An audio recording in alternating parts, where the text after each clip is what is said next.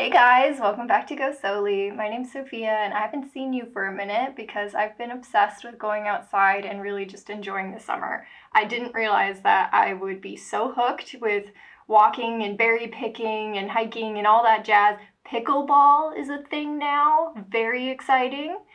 And then recently, this thing happened. Aww. It's nice to know when your relationship takes a new step, and we've been together for 8 years, and it's just a fabulous thing. I couldn't be more happy. And before I get too sappy, let's get into the video. We're gonna make a picnic blanket, and we're gonna be sewing and quilting. I've never done quilting before, so you may be better at this than me. I mean, you probably are. So don't listen to me, but take whatever I do, use it as inspiration, and let's have some fun with it.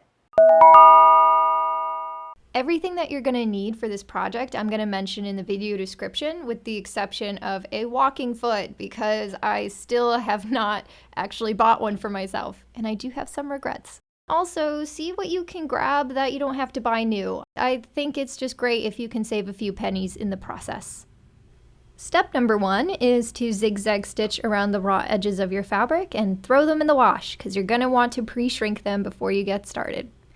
Then, take a sheet of contact paper or cardboard and measure out 10.5 inches by 10.5 inches. Start cutting out your fabric this way. I just used a rotary cutter and made it very simple, and I ironed everything beforehand so I got nice, clean edges. I went from this to having everything cut out and laying it out in a general pattern. Use a piece of masking tape to mark off your seam allowance to keep everything perfectly straight, and start to sew each panel together, making one long row.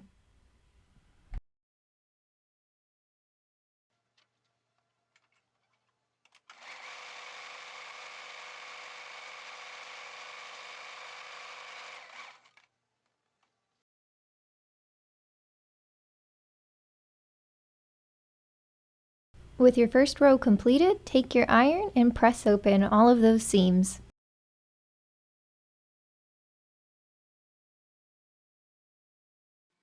Next, go ahead and start to sew each row together.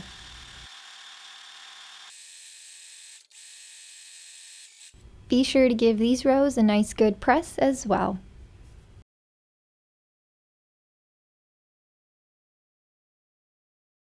Once your quilt top is done, pat yourself on the back, but then get right back to business. Roll out your quilt batting and start to cut around the perimeter, giving yourself around 2 inches of space, because quilt batting tends to move around a little bit as you're sewing it into the quilt, so you want just a little bit extra, just in case. Go ahead and cut the tablecloth to the same dimensions.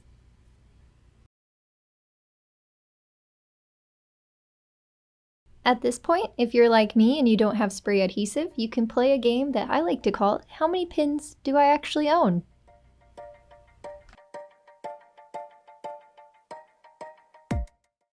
Okay, you're gonna see me fighting my machine just a little bit here, but I didn't have a walking foot. Nevertheless, this ended up being my favorite part of the whole project. You're stitching in the ditch, you're top stitching where all the panels are meeting up, and it's just so gratifying to see things come together.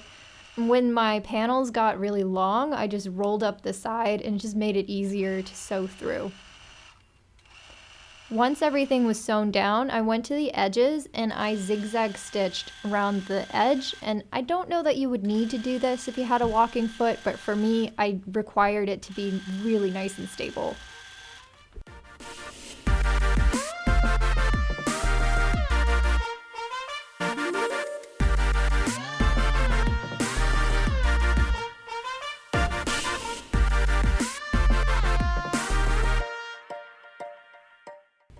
Open up your bias binding and match the edge to the edge of the bottom of your picnic blanket and start to sew in the very first fold.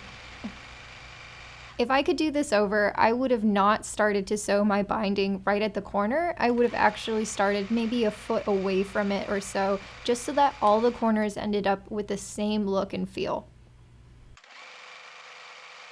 And yes, I am pulling my fabric here a little bit. Like I said, walking foot, walking foot, walking foot.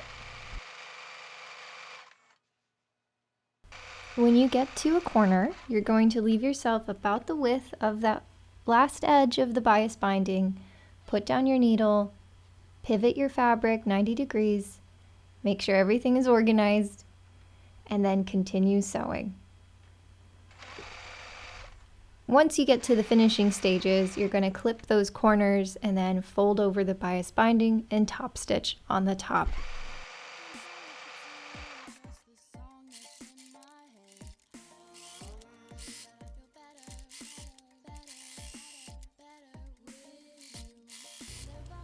And once you've top stitched all the way around, you're basically done. But to throw in a little freebie, how about we use any scraps that we have left over to make a little tote bag?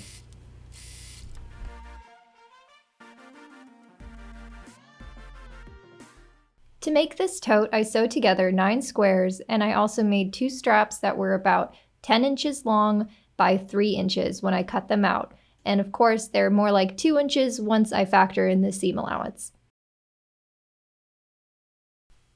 I folded right sides together and sewed all the way down one of the sides. When that was complete, I cut through the middle, making sure that the seam that I had just sewn was in the center back.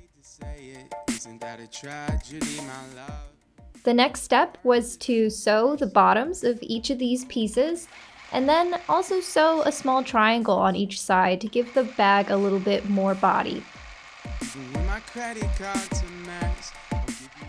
There's really nothing to this except to try to get it the same on each corner and just sewing at the same angle.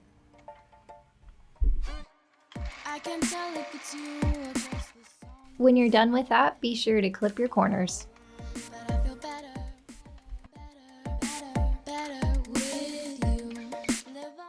Take one of the pieces and fold it right side out. Celebrate how cute it's starting to look.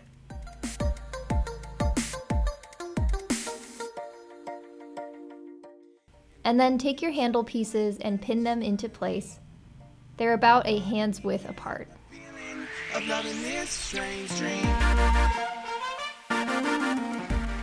Sew each of your handles down at about 1/4 of an inch.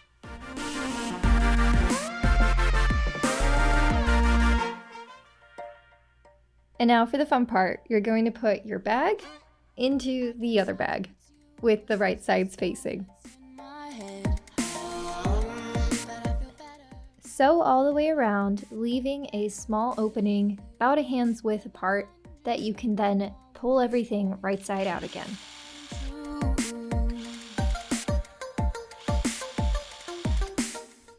And the very last thing to do is to flip everything right side out and then top stitch around the very top to make sure everything stays in place.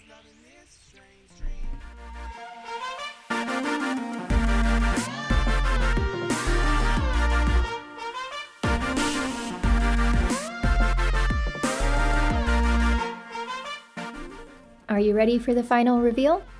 Let's hop to it.